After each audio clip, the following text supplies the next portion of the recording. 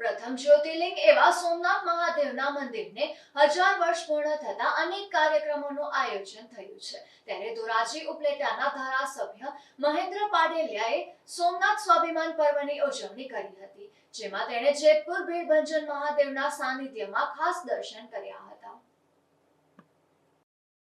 મોહમ્મદ ગઝનવી દ્વારા બરાબર 1000 વર્ષ પૂર્વે સોમનાથ મહાદેવના પ્રથમ જ્યોતિર્લિંગ મંદિરને લૂંટવામાં આવ્યું હતું। ત્યાર પછી 17 વખત એને પવિત્ર સોમનાથ મહાદેવ મંદિરની ઉપર લૂંટ ચલાવીને આક્રમણ કરેલું।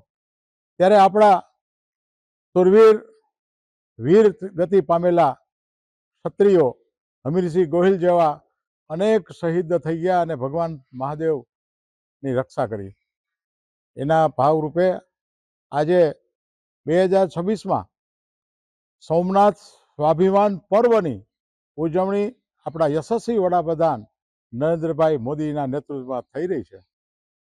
ગઈકાલથી આજે અને આવતીકાલ 3 દિવસ દરેક શિવ મંદિરમાં શંખનાદ દ્વારા ભગવાન શિવજીની પૂજા થઈ રહી છે અને સોમનાથ સ્વાભિમાન પર્વની ઉજવણી થઈ રહી છે।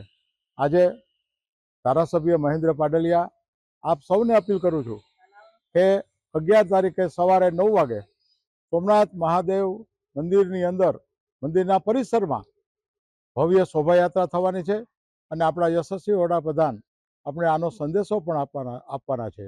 તો આપ સૌ એમાં ઉપસ્થિત રહો અને સોમનાથ મહાદેવના સ્વાભિમાન પર્વની ઉજવણીમાં સાક્ષી બનો। મહાદેવ, જય સોમનાથ।